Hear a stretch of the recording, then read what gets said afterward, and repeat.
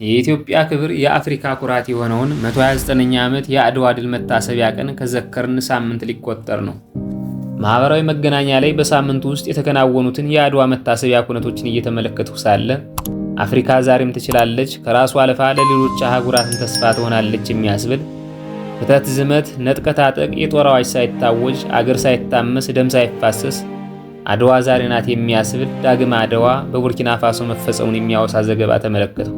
ጉዳዩ ስለ ጀነራል ኢብራሂም ትራኦሬ እና ስለ ቡርኪናውያን በሰፊው ያትታል። ጀነራል ትራኦሬ ስልጣን ከያዙበት ጥቅምት 6 2022 ጀምሮ በቡርኪና ካስመዘገቡት የጤና የትምህርትና የኢኮኖሚ እድገት በበለጠ ዳግም አድዋን ሰሩ የሚያስብላቸውና ለጥቂት አፍሪካውያን ሀገራት ለለውጥ መነሳሳትን በራስ መቆምን በተለይ ደግሞ ከአውሮፓና መሰል አህጉራት እርዳታ ርቆ ለውጥን በራስ አቅም የመገንባትን ፈር እንዲጀምሩ ምክንያት ሆኗቸዋል የተባለለትን ለኔ ደህንነት ከፈጣሪ በታችን ይበቃለሁ በማለት በሀገሪቱ ሰፍሮ የነበረውን የፈረንሳይን ጦር ከነ ኤምባሲው ከቡርኪና ጠራርጎ ማባረሩንና የፈረንሳይን ባለስልጣናት ማንጫጫቱ አፍሪካውያን ስላደረግንላቸው ማመስገን ሲገባቸው ውለታ ቢስ አደረጉን በማለት የፈረንሳዩን ፕሬዝዳንት ኢማኑኤል ማክሮን እየየ ማስባሉ ነበር።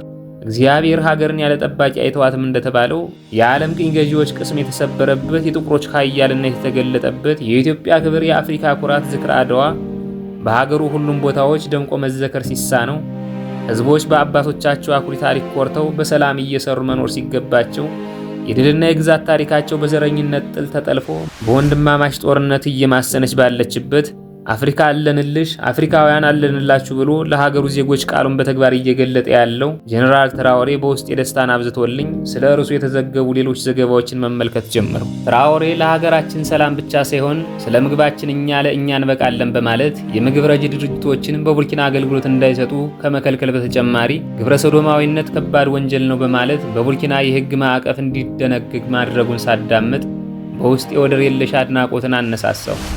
የጆሮ ማይኬን አንስቼ የ37 ዓመቱን ወጣትና ቆራጥ መሪ ከራሴ ጋር እርሱ ለሀገሩ ይህን ያህል ለውጥ ሲያመጣ እኔ ለራሴ ምን ሰራው እያልኩ እያነጻጸርኩ ሳለ የስልክ የመልእክት ማሳወቂያው በራ።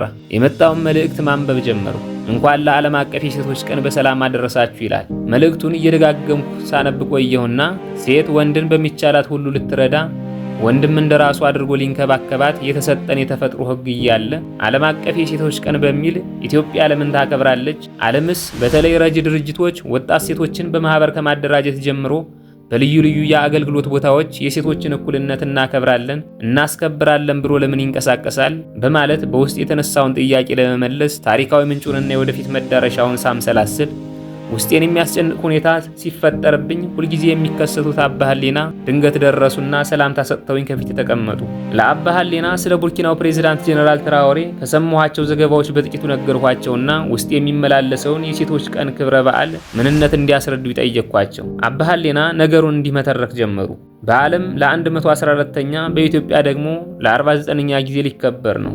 በዓለም ኢምፓወርመንት ኢንስፓየር ኤንድ ኢሊቬት የሚል መሪ ቃል ሲይዝ በኢትዮጵያ ደግሞ ፈጣንና ቀጣይነት ያለው ሁሉን አቀፍ ለውጥ በሴቶች ተሳትፎ ይረጋገጣል ተብሎ ይከበራል። ዓለም አቀፍ የሴቶች ቀን አረንጓዴ፣ ሐምራዊና ነጭ ቀለምን ምልክቱ አድርጎ ሲንቀሳቀስ ከ1917 እስከ 1924 የሶቪየት ህብረት መሪ የነበሩት ቭላዲሚር ሌኒን በመጋቢት 8 ቀን እንዲከበር በ1922 ታወጀ።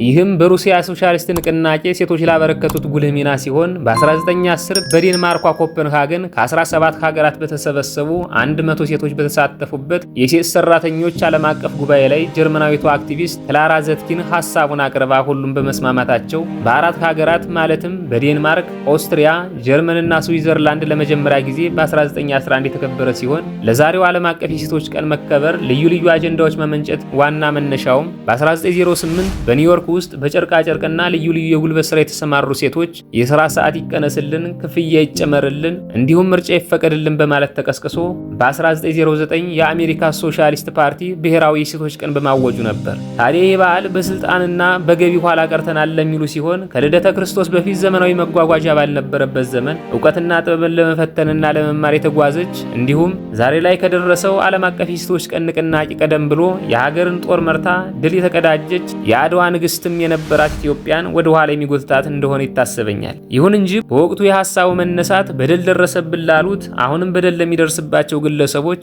እንዲሁም በዚህ እንቅስቃሴ በሚደረጉ ውይይቶች ላይ የሚበተኑ ትናንሽ ገንዘቦች ለዝቅተኛ ነዋሪዎች የዳቦ መግዣነት ድጋፍ ቢውልም በዚህ ዓመት አክሰለሬት አክሽን ፎር ጀንደር ኢኳሊቲ በማለት ይዞት የተነሳው ዋናው የበዓሉ ጭብጥ የተከበረ ባህልና ሃይማኖት ላለው ህዝብ የማይመጥ እንቅስቃሴ ነው። እንደ ወርልድ ኢኮኖሚክ ጥናታዊ ትንበያ ከሆነ የጾታ እኩልነትን ሙሉ በሙሉ ለማረጋገጥ ከ100 ዓመት በላይ ይወስዳል በማለቱ እንቅስቃሴው መፍጠን እንዳለበት ስለሚታመን ነው። እንደ ሀገር በዓሉን ስናከብር የጊዜም ሆነ የተግባር እንዲሁም የጾታ ምጣኔ ገደብ ከሌለን በእኛ ልክ ሳይሆን በሰዎች ልክ እየተቀደድንና እየተሰፋን ማንነታችን እስከ ማጣት እንደርሳለን። ለዚህም ይሆናል የቡርኪናው ጀግና ጀነራል ትራኦሬ በሀገሪቱ ህጋዊ ሆኖ የቆየውን ግብረ ሰዶማዊነት በቡርኪና ህገ መንግስት የከባድ ወንጀል ዝርዝር ውስጥ አስገብተው ያሳወጁት አሉና ለጥቂት ሰከንዶች በዝምታ ተመለከቱኝ።